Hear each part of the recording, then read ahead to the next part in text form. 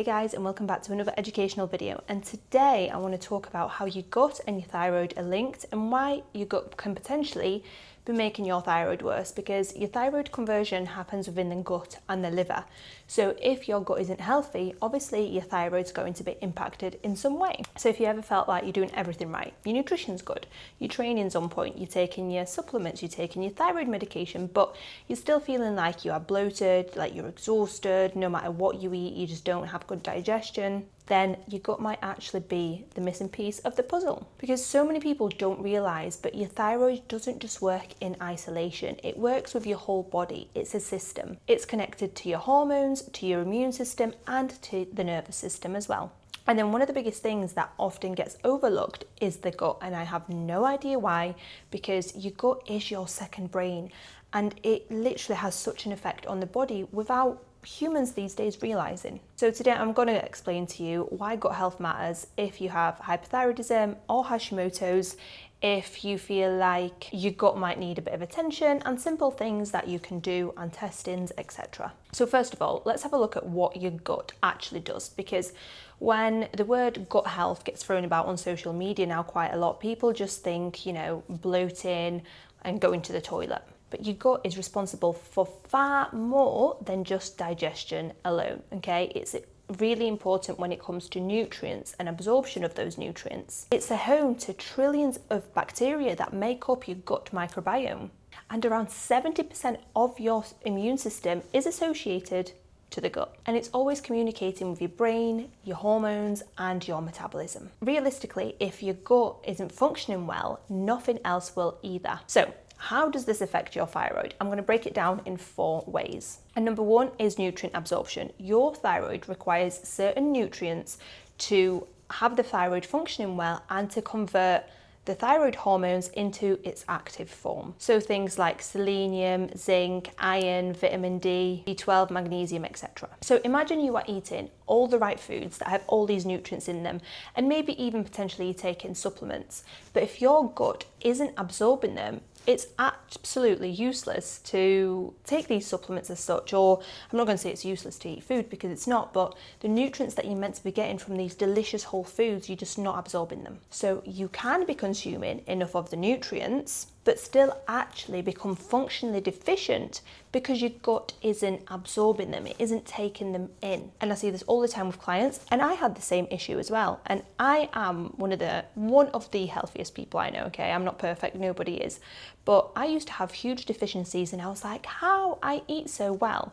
That is why, your gut. And then what we have to investigate further is bloating, constipation, low stomach acid, and things like gut inflammation. They all reduce your nutrient absorption. And just to kind of underline that no amount of supplements will fix this, okay? You can be overdosing, but you're not going to absorb it. So it's absolutely pointless taking those if we can see that those are not getting absorbed. Now, factor number 2 is your immune system. And this is really important, especially if you have Hashimoto's, because Hashimoto's isn't a thyroid disease, it's an autoimmune disease that attacks your thyroid. And because such a large proportion of your immune system is located in your gut, ongoing gut dysfunction can actually make the immune system worse. Therefore, the gut will affect your autoimmune condition like Hashimoto's. And it isn't just for Hashis, it's for all autoimmune conditions as well. Because autoimmune conditions are very, very complex, okay? They are affected by things like genetics, the environment, infections, stress, and many other factors. But actually supporting your gut health can reduce one source of ongoing immune activation in the body. So this is why when I work with my clients, I don't just look at one thing. Like the thyroid, for example, we look at everything. We look at the gut, we look at mold exposure, we look at stress, environmental factors,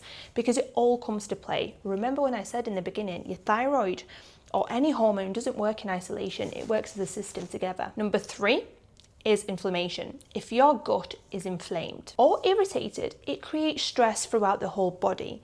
And this can often come out as skin conditions as well. I've had many clients who have had things like hives and rosacea. I say 90% of cases, if not more actually, if you have some sort of skin issue or skin condition, it usually stems down to your gut. So here's a little analogy for you. Think of your body as a bucket, for example, right? So we pour in stress from poor sleep, and we're filling this bucket. Then we're putting in psychological stress and we're filling more of the bucket. Then the blood sugar issues start to fill the bucket even more. So as you can see, the bucket is getting fuller and fuller. And then we add inflammation on top, which is filling the bucket even more. And eventually what happens? The bucket just overflows because there are so many factors that are contributing to this. And when your body is constantly inflamed, it has fewer resources to recover itself, to repair itself, and to optimize your hormone function. All right. And this is something that I struggled with personally as well with my gut a long time ago. It's much better. Still, I know I need to heal it, but I did struggle with my gut health quite a lot when I was under a lot of stress from,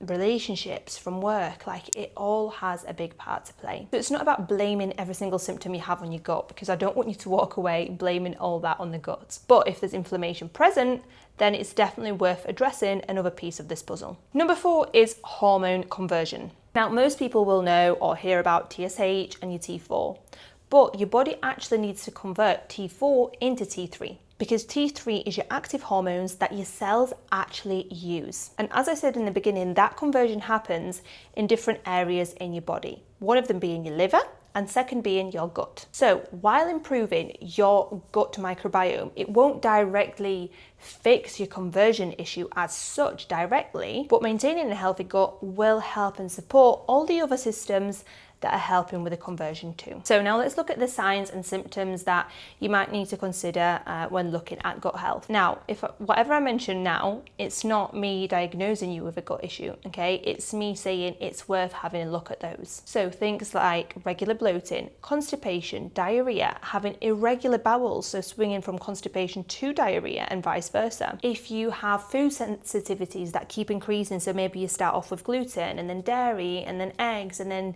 you've got a load of other things that are starting to creep up. Acid reflux, excessive gas, brain fog, low energy, feeling really full really quick, even things like burping, having skin issues, feeling exhausted after eating. Like after food we should feel really energized. If you eat food and you feel worse, worth considering. So all these symptoms can have different causes, okay? You can have a leaky gut, you can have dysbiosis, you can have H. pylori, you can have SIBO, okay? So it's worth really looking into those. And this is where social media gets it really wrong, okay? And most people fall for it, so I want you to become aware of this. Social media will say, just take a probiotic. And that is probably one of the worst things that you can actually do. Probiotics have a place, okay? Probiotics are used after antibiotic use to rebuild the good bacteria. Probiotics are used at a certain stage of a gut protocol when fixing your gut. You're seeing people say, oh, have more greens, take these greens powders, take digestive enzymes. And let me tell you, if you are not digesting food properly, digestive enzymes are just masking the problem. They're not fixing the ongoing issue. And then it's do a parasite cleanse, cut out every food under the sun. No, it's not sustainable long term. Do the AIP diet. Again, the AIP diet is there for a reason. It's not something you do for the rest of your life, because you actually make your gut microbiome worse. So your gut health isn't based on taking a load of different random supplements, okay? Yes, supplements have their time and their place, but they need to be for you, not what TikTok or somebody on Instagram suggested for you. So there's simple things that you can do, simple foundations that you can put in place. For example, not rushing when you're eating. Eating too fast means you're not producing enough saliva, and what saliva does is it actually helps you break down your food, okay? So it actually can prevent bloating if you eat a little bit slower.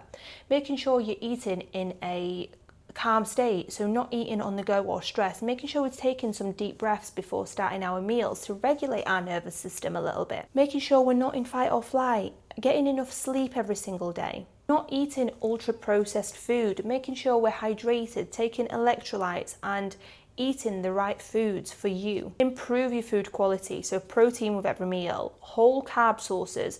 You can add vegetables. If you feel like you struggle with vegetables, especially raw things like salads, I used to really struggle, make sure you boil them, steam them, roast them. Your digestion will improve massively if you do that. And most importantly, don't overcomplicate your supplements. Don't be taking 25 different things that you've got in your cupboard, okay? Less is actually more. You need to take what you need. So unless you have had a gut test done, and I don't just mean a GI map, because that doesn't tell us what's going on further down. We need a GI 360. And I always say to people who are clients, or you're not even clients, I'm more than happy to help you order these testings and point you in the right direction where to get them, because I believe everybody in the world should definitely get a gut test done like once a year, just to make sure things are on top of things. As the day and age that we live in, food is a lot more processed, we're exposed to a lot more environmental stressors, so our gut is always going to have its ups and downs. But if it's in the gutter, if you've got things like H. pylori, it really needs to be addressed. And if you've been told you have H. pylori and your doctor hasn't done anything about it, get in touch, because that really needs to be fixed. So if you have any more questions in regards to gut health, you can always comment below. You can visit my Instagram at donblonska, or you can visit my coaching website, book a call, a free consultation call. We can have a chat about it, no issues. And that is www.herhealthcoaching.co. And I'll see you next week.